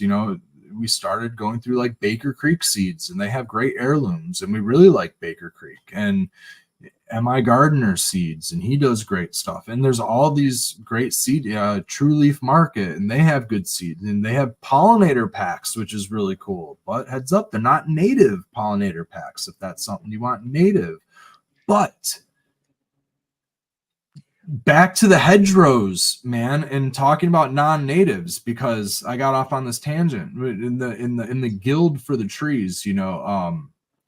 I like to put our perennials and our annuals somewhat close to each other so that we can have this unification of this system where the annuals eventually will die, but there's still something right next door that's giving life and housing everything. And then what I can do is, as that biomass decays and breaks down, I can feed where the annuals were with that biomass, and I can replenish with more annuals without having to worry about the annuals that I took away replenishing that system immediately. Twigs from the tree. Let's just envision that apple tree system one more time. Those twigs, when I prune it, can go down into that system. The valerian is going to decay into that system. I really like strawberries as a ground cover. Those come into the system very well. And then the yarrow, we're bringing in predatory wasps and parasitic wasps and things like that with things like yarrow and calendula.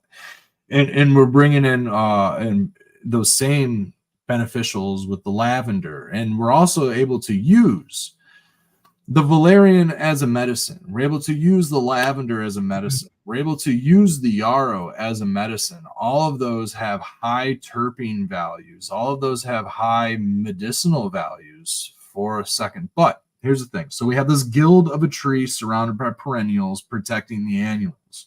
We need to feed the system somehow.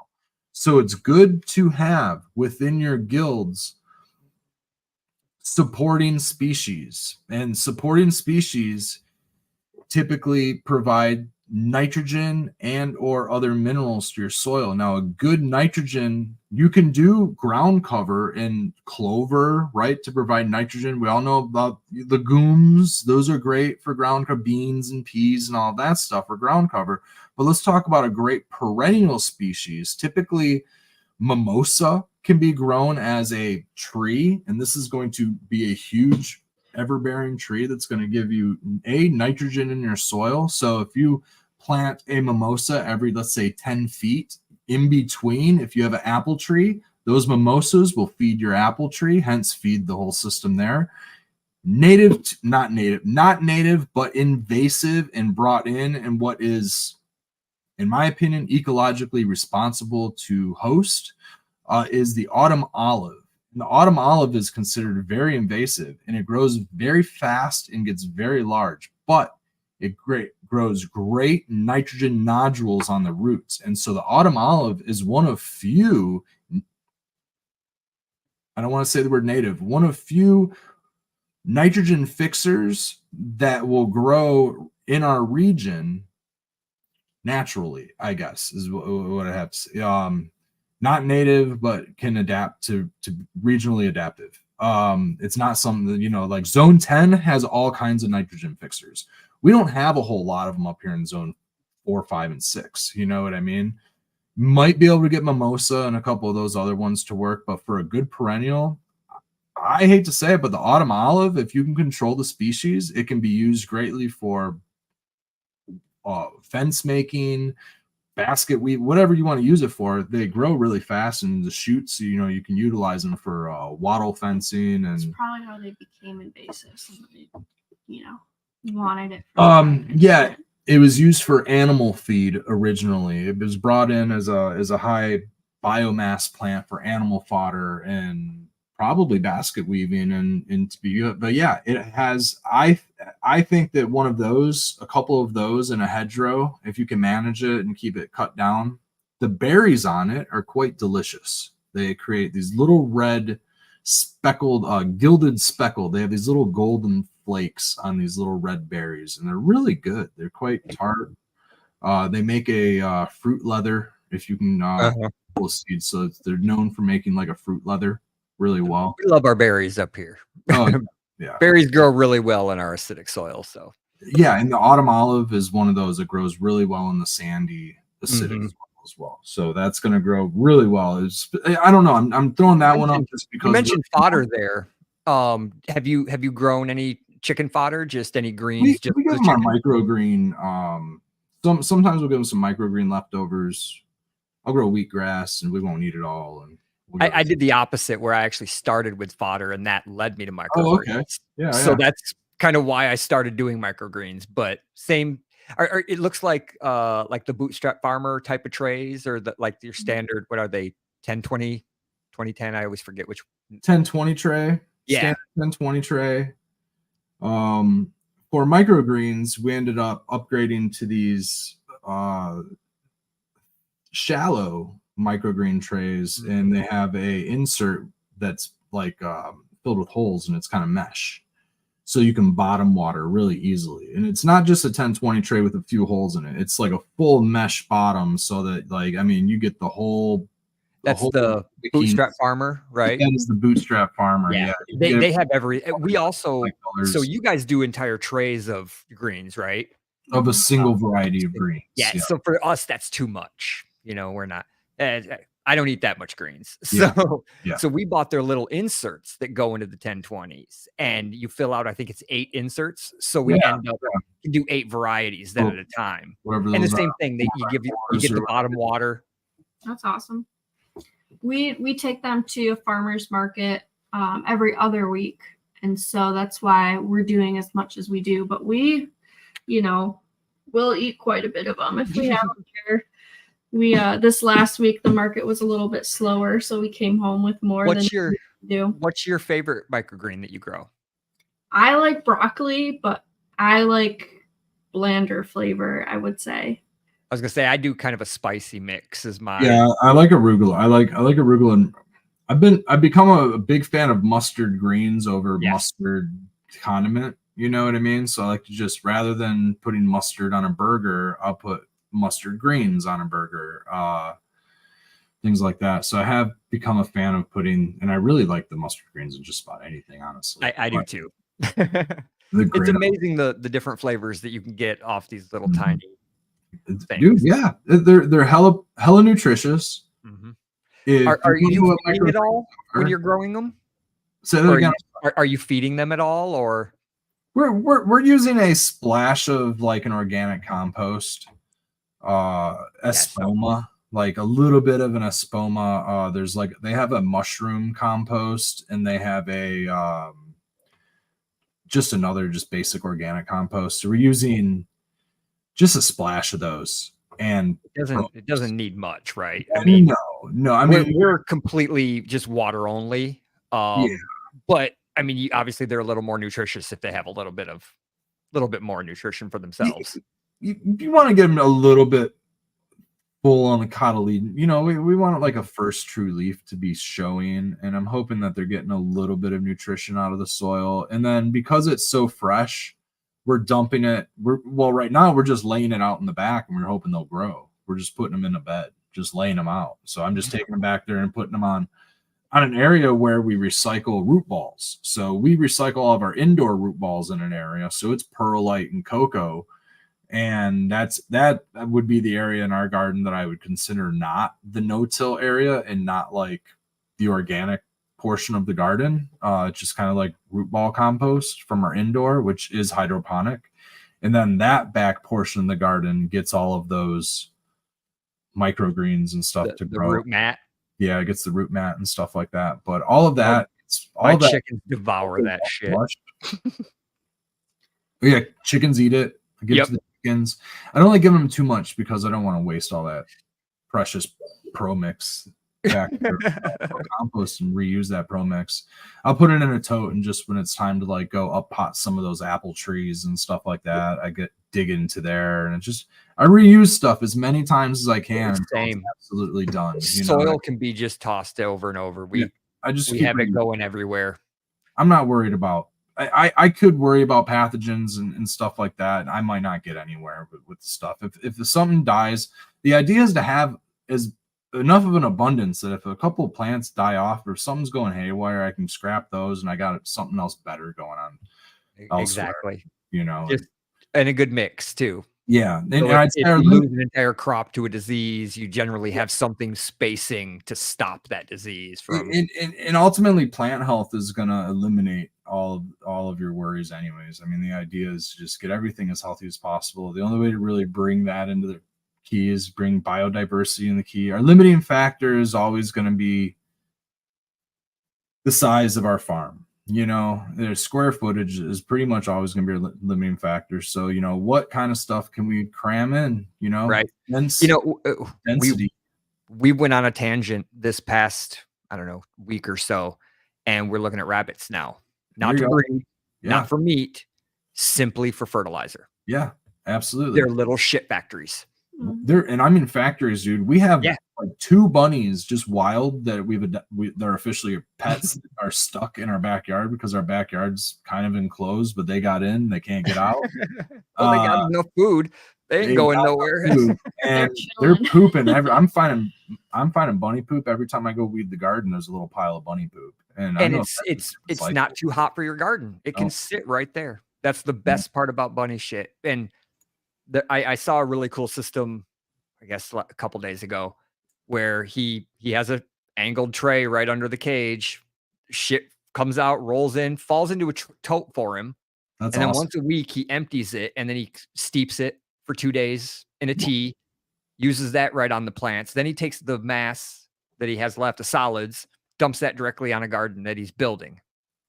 You make me think of you make me think of wanting to get more into those systems. Meat rabbits. Well, creating like the food systems for the chickens and stuff, like black soldier fly larvae. Yes. Can we make hey, hold on.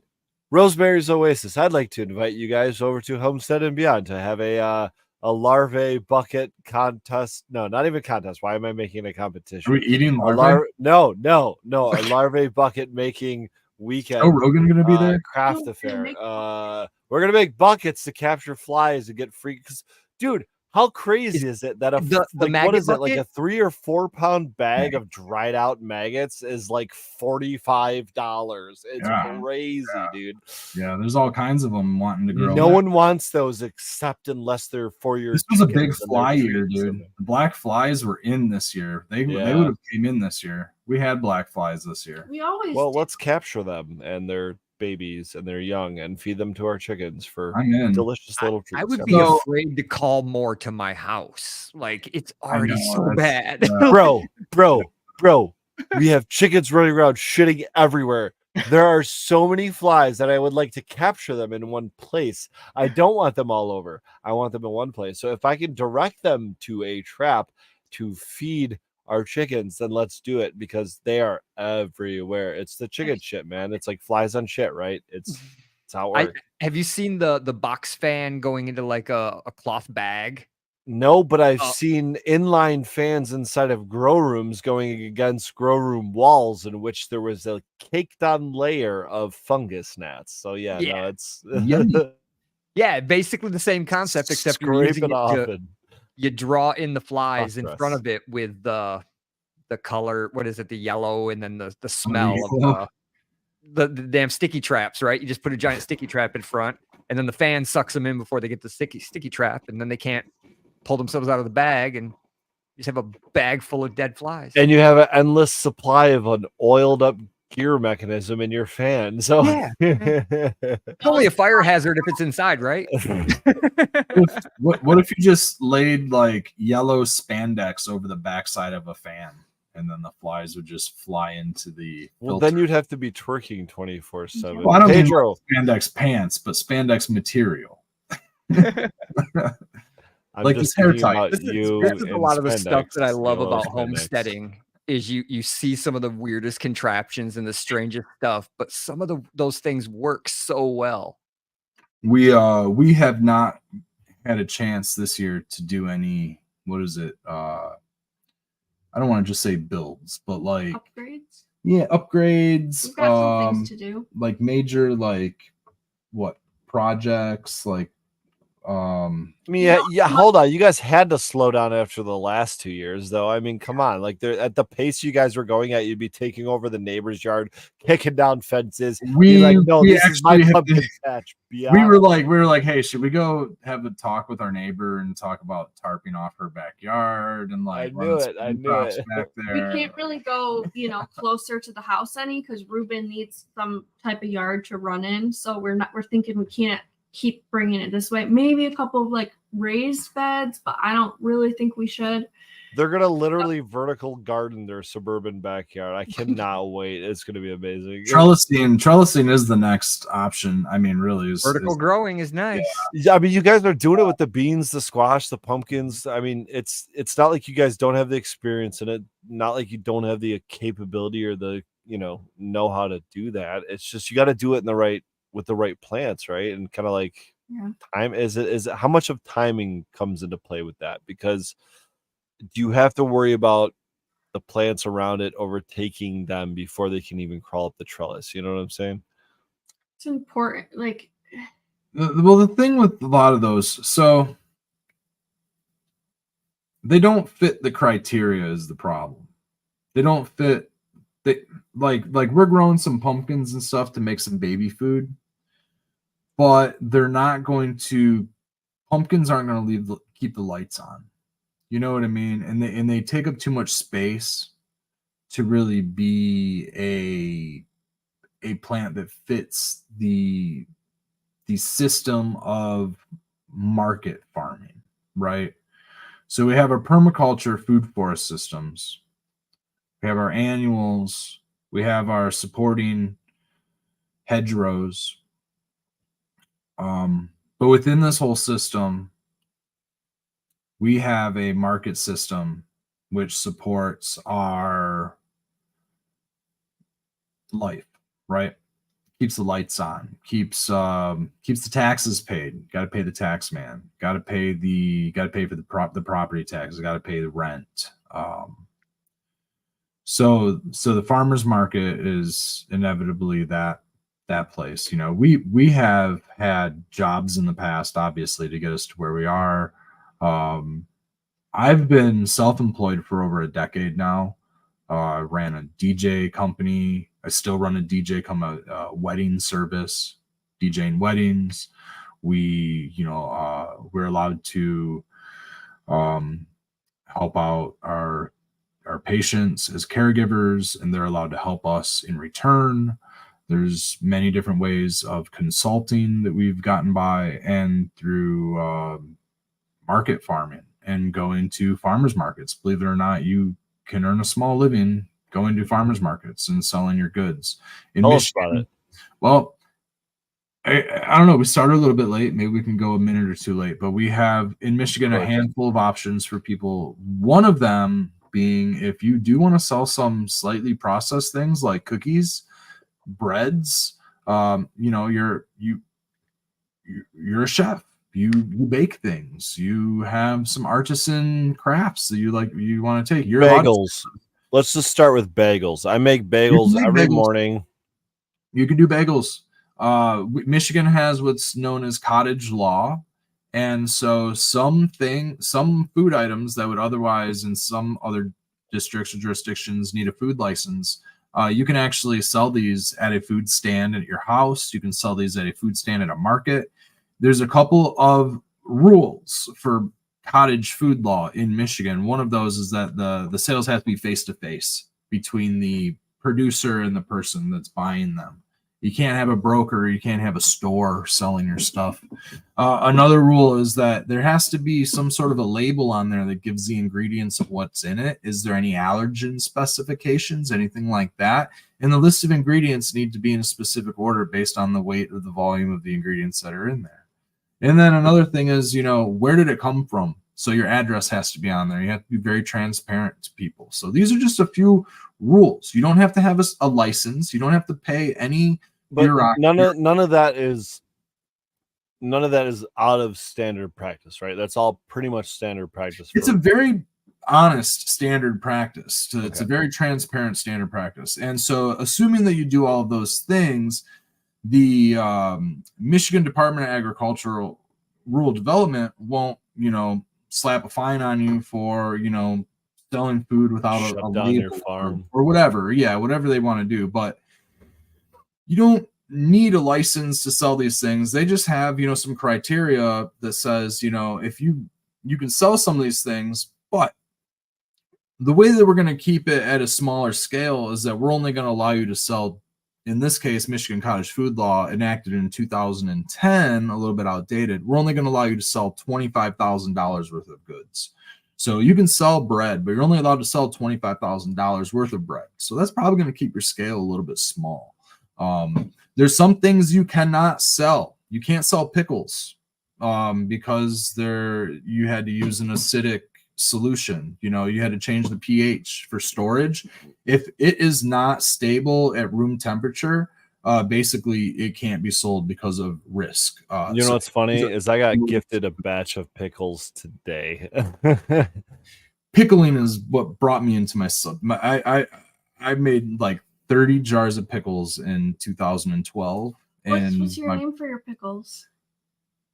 Eat these pickles. I love it. And it was supposed to a little dude, and it was supposed to have this little hip dude with crunching into a giant hog of a pickle like that, crunching into that sucker. Eat these pickles. It was gonna, it's still up there. It's don't go stealing that now.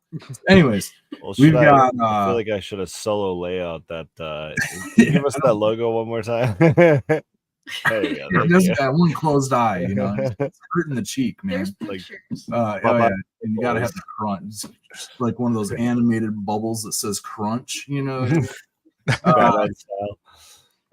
Where were we? What the fuck?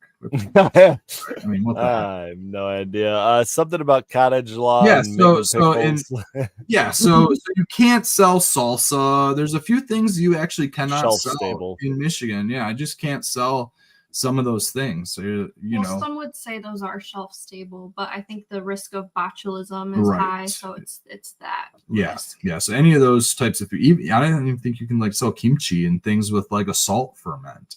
So anything fermented, you really can't sell. But the other items that do fall under cottage food law, you can sell. Now, agricultural products don't really fall under cottage food law, and therefore they don't really have that revenue cap. They don't really require you to put a label of the ingredients on it because, well, if you have a head of lettuce, it shouldn't be anything else inside that head of lettuce. Uncut and unwashed. It has to be uncut. Supposed to be unwashed. I don't know about the whole unwashed thing because I'm pretty sure you can wash greens. I think that the MDARD rep was trying to say uncut and she said unwashed because she didn't say uncut. She just said unwashed. So I'm not sure. I've read uncut and then MDARD rep said unwashed, but you maybe that's like wash greens. So I don't know. Anyways, tomatoes, peppers, greens, anything. So if it's cut at the stem, greens, lettuce, anything like that, it's all agricultural product. Once you chop lettuce, if you chop your lettuce, now it's a cottage food. So if you make a salad mix, chopped salad mix, or chop parsley for tabbouleh, I want to make some tabbouleh and sell tabbouleh. Well, that's a cottage food. You're only allowed to sell dried. If I want to sell tea and I dry it, and I chop it. Anything dried, that's basically anything processed. Whatsoever. Anything processed, mildly processed, is a cottage food, right? So fresh products, fresh. Now those, so I could sell apples at my road stand, no revenue cap. I could sell all that stuff, and I do not cider. I do apple cider would then be processed. But then again, shelf stability might not even be able to use it because it requires lemon juice. So yeah, so in order to keep it shelf stable, you got to do that whole deal. Now, I think you can do water bath. I think you can sell water bath items like water bath, pressure canned beans, pressure canned. I think you can do anything pressure canned. I don't think you can do anything canned. Okay, maybe I'm totally wrong about that one. So or cut lettuce. You can't do that either. Yeah, right. So Stangman pesto, you could do a pesto, but you would have to have some sort of shelf stability for it. So it'd have to be fresh and it would have to be used fresh. The most common ones we see are like cookies and bread, granola, muffins, donuts, things that it's like baked goods. For us, our cottage products right now is dried herbs, teas. That's pretty much all we have. What are you growing for your teas? A lot of herbs, man. Well, we saw a lot of the calendula, though, the yellow flowers that were growing. But we have a whole yard of mint. Mint is everywhere. That's pretty the much. Base. Same here. I've been over Superior. I've showed up to their homestead before, and they've had what I can only describe as, I don't even know what this means, but a mint julep. I think mint julep sounds fun and sounds right. We have like a little apothecary of in the springtime we collect the pine tips, so we have like a jar of pine tips. It's a constant supply of strawberry leaves. We collect and honestly, it turned me on to tea, but not like your English breakfast tea, black tea. It's not that kind of tea. Not herbal tea is totally different, especially with fresh. Totally different, man. And that's I had a kind of refined or renewed, I guess, respect for it after I experienced that. So I appreciate that, Rosemary. It's like the original form of alchemy. I like man. My favorite. We did a lot of chamomile this year to add to ours. We added catmint. We have a spearmint. Our straight mint, strawberry leaves, same thing. Strawberry leaves. Chamomile, fresh chamomile, I think is so good. And then it dries and it's like a fruity pebble. Like it smells so tasty. We planted so many different ones too. There's probably 30 different plants of chamomile around. And one of them is like a creeping version. Yeah. You guys should try lemon basil. Oh, we do. We have lemon basil here. Yeah. That's my favorite. Lavender. We grew that last year. Lemon basil gives me an effect that I find is uplifting, euphoric, and subtly psychedelic. That's nice. We also have it's lemonine terps, absolutely. Yeah. Chocolate basil. And then we have two other types of basil. And then I just literally 3 days ago got 10 different varieties of basil seeds in the mail. So nice. The lemon basil, I love it fresh with hot water, and I let it sit until it cools down, and then I put it in the fridge, and then I just pour that over ice. Cold. I love walking through the yard and smelling all the different, basically the terpenes that we're used to, right? You get different pine smell. It always smells like pine here. I live in the middle of a pine forest, but every now and then you get that's amazing mint, and then you get lemon, and then you get just what is one thing? Let's end on this, Rosemary's. What's one thing you guys haven't grown yet, like at all, but it's on your list to add to the garden at some point in the future?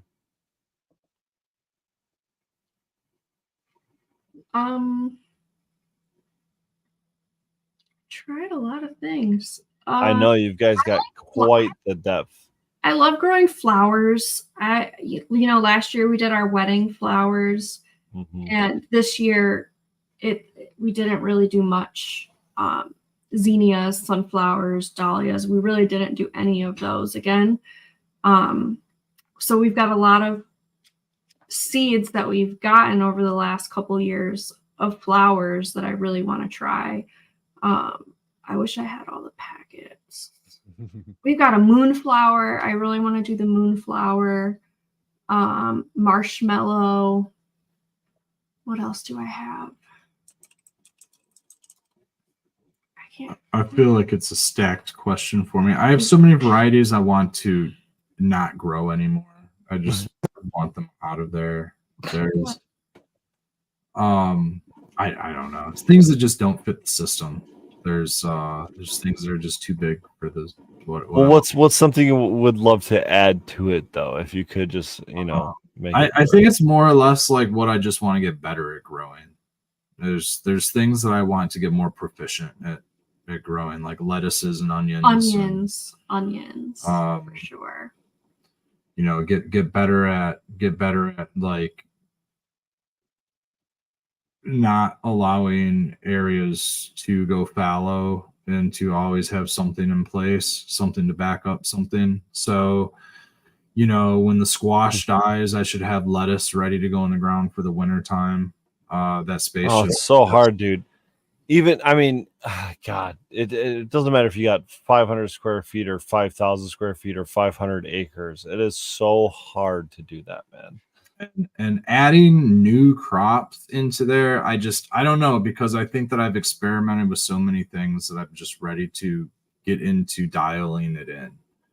I'm at the point where I'm wanting to, now that I've actually found a good seed company and I've seen what good seeds do compared to like what I've gotten from box stores in the past and things like that. Now it's time to like dial into these like varietals, like these Carmen peppers, for example. I don't think I have one here. Watching M.I. Gardner, beautiful. The M.I. Gardner posted, those are Carmen peppers, and they're these beautiful like green, and they go lipstick red. And they're really good, man. They're a sweet pepper, but they have this flavor of a spicy pepper. You know what I mean? And yeah, they're really good. I had one in my salad tonight, and I'm just eating them whole. And they're huge, and each plant grows a bunch of them. As far as like production goes, it's a very productive and delicious pepper. I'm liking it more than a bell, because a bell, he has so many good variety. Like his tomato selection blows my mind every time. And for us, it's great because they're all Michigan. We know they're going to grow here. He grows them here. Right. Yeah, I'd love to do some more heirloom tomatoes, those like crinkly ones that are really cool looking. I just feel like we need a high tunnel for better tomato production. I'm waiting for my greenhouse to be done, and then tomatoes will be part of it. Is that the ultimate goal, Rosemary's? Is it to have just rows of greenhouses to be able to more space? The high tunnel is good for tomatoes and cucumbers, especially. So maybe in part have greenhouses, but ultimately just have a structured outdoor space. A multi-function thing. There's a principle of permaculture that involves small and slow solutions. No, that's not it. There it is. It's the fourth principle of permaculture, which is apply self-regulation and accept feedback. And a large part of that is you limit your growth because of the consumption, because of the ethics behind the size and scale. What you can do it is a family unit, what you can do on just a couple of acres. The point's not to grow 10 acres and a bunch of greenhouses and overdo it. The idea is to sustain in closed loops while doing that. And there's a point where you can have all these systems, and if the land gets bigger, all that happens is the biodynamics of the systems grows. If we obtain another 5 acres, well, rather than adding more farmland, we would add a pond. We would add pasture land. We would bring in animals. We would bring in some other form of the ecosystem and add to the ecosystem in another way that's not just production. That is a way of health, and to bring and revitalize the system. Obtaining the yield is a part of it, but that's a small part of it. Just growing tomatoes for us, we don't need a high tunnel or anything. However, if we want to up it a little bit more, you use the high tunnel for that in the summertime, and then in the winter you put your chickens in there, so you kind of have multi steps. And that is the eighth principle of permaculture, which is integrate, not segregate. So you're going to recognize your system relationships, and those relationships between, in this case, summer, winter, and fall, and where you can utilize those different systems with different crops, so to speak, vegetables and animals, creates resilience in those systems, because you're going to have lessen pest pressure, bringing the chickens into that area. They're going to go through, they're going to clean the soil. Then you're going to have the manure factor, and they're going to bring more plants back into that area. And so doing more with less. Yeah, that's why we're attaching our greenhouse to our chicken run. It's that exact reason. Is in the winter, we'll open a door between. We're not growing plants, obviously, when we got 10 feet of snow. Right. Now the chickens can go in there. They can till the soil. They can and it's insulated for them because there's 10 feet of snow. Yeah, and there's an earth battery underneath it that's insulated 4 feet underground. So, oh, them lucky fucking chickens. Let me tell you what, guys. Yep. Rosemary's Oasis, I really appreciate it. I feel like we have another show ahead of us to get through. I meant to say that when we first started the show. I was going to say, all right, this is going to be a 3-part episode. There we go. 100%. Yeah, well, this is part 1, guys. I appreciate you both joining us, and let's see if we can get these next 2 parts in before that baby comes along. We're on a limited time frame here, so let's crush them out here. We're trucking along. Oh yeah, homestead life. I love it. Cheers, guys. You can find us every Friday night, Twitch, YouTube, X, and Spotify and beyond. We'll see you guys next week.